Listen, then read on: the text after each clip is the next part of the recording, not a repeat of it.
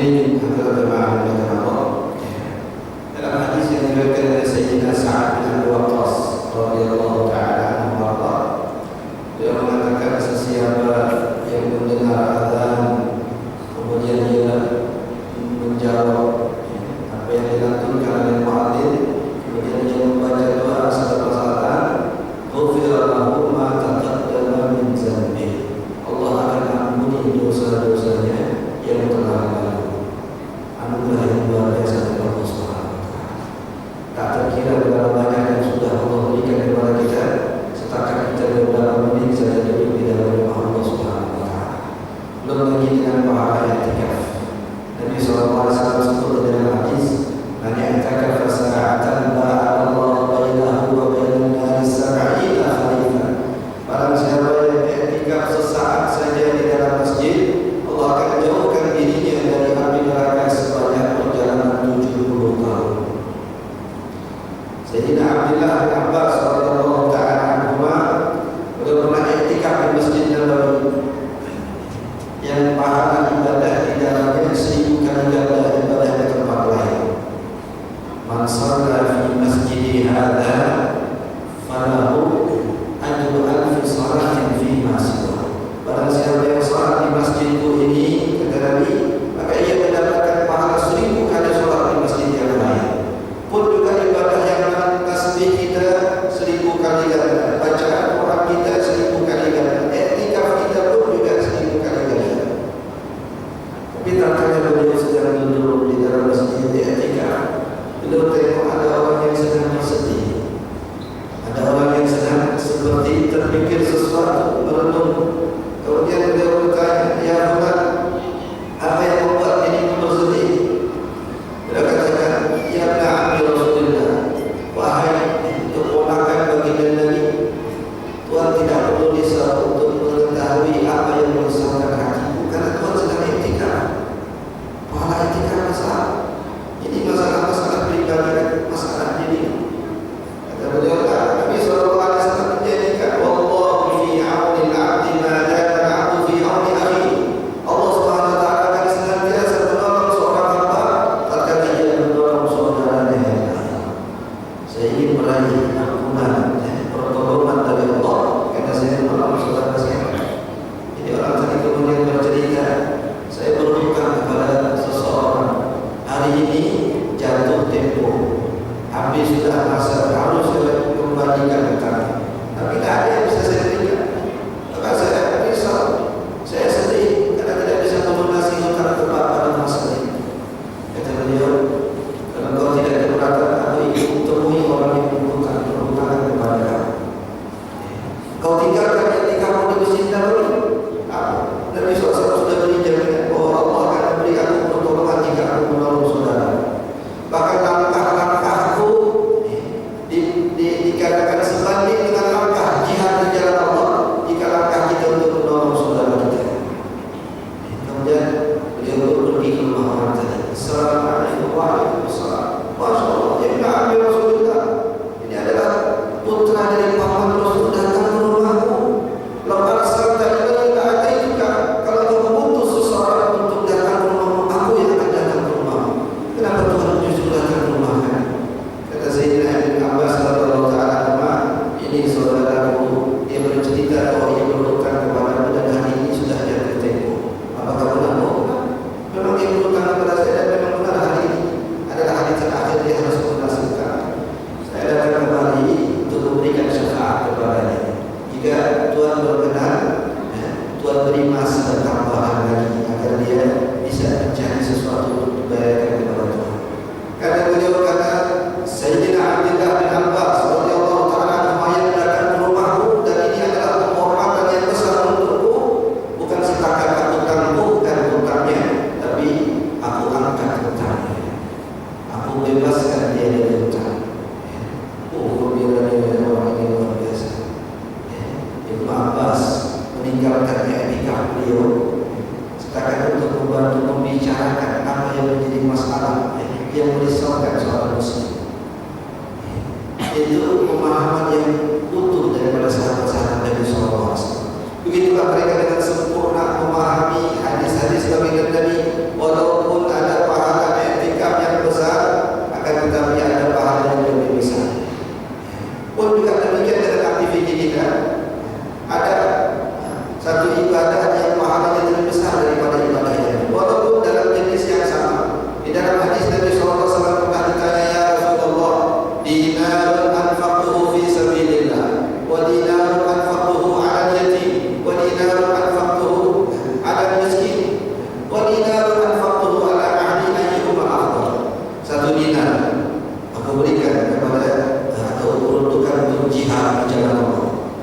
dinar aku berikan kepada orang miskin, 1 dinar aku berikan kepada anak yatim, 1 dinar aku berikan untuk anak dan istri. Yang manakah yang lebih besar pahalanya di sisi Allah Subhanahu wa taala?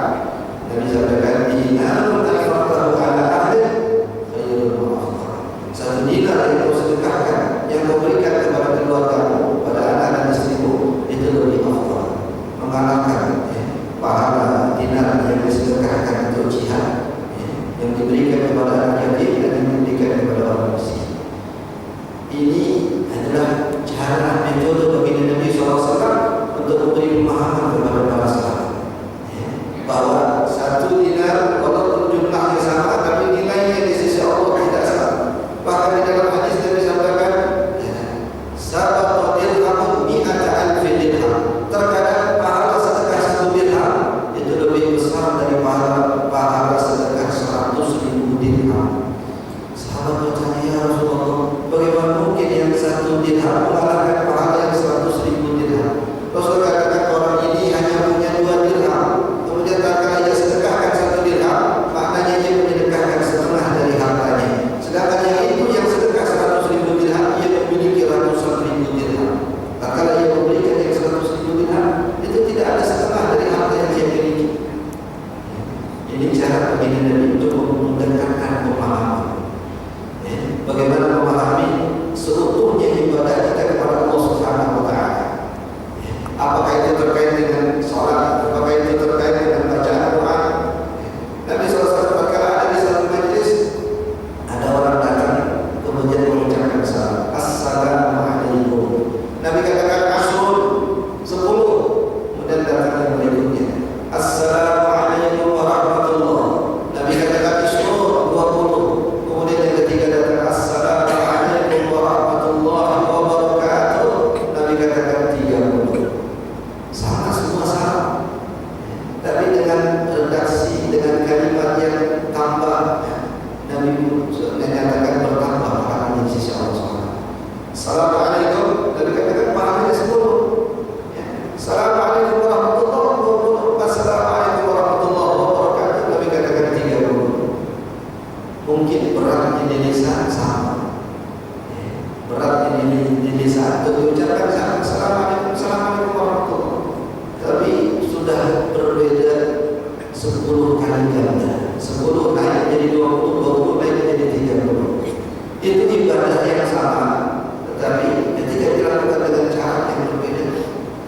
Jadi sekarang ada dalam majlis, kemudian datang satu orang. Saat masuk dalam majlis, dia langsung duduk di depan. Yang satu lagi duduk di belakang. Yang satu lagi saat masuk ke sini ada majlis, dia pulang. Apa ya? Majlis pulang bisa tengok televisi, tengok.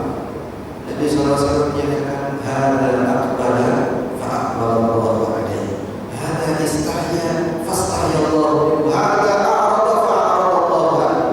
Yang ini saat dia masuk dalam majlis, dia bersedia datang menghadap, maka Allah senantiasa ada di hadapannya. Apa yang kau inginkan, apa yang kau minta, apa yang kau harapkan, Allah senantiasa ada di hadapannya. Yang itu kata Nabi, istahya, malu, maka Allah pun juga malu memenuhi hajat-hajat. Kalau yang ketiga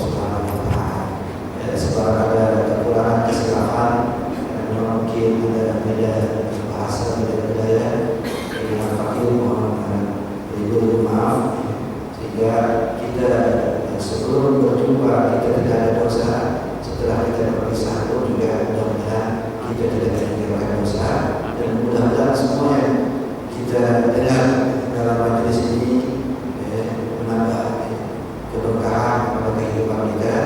Inda zikri shalihin tatanazzalur rahmah. Tatkala diceritakan cerita orang saleh, maka Allah akan menumpahkan rahmat ke majelis itu. Ucapan Sufyan bin Uyainah, guru dari Imam Syafi'i rahimahullah. Mudah-mudahan keberkahan tadi Allah limpahkan kepada kita.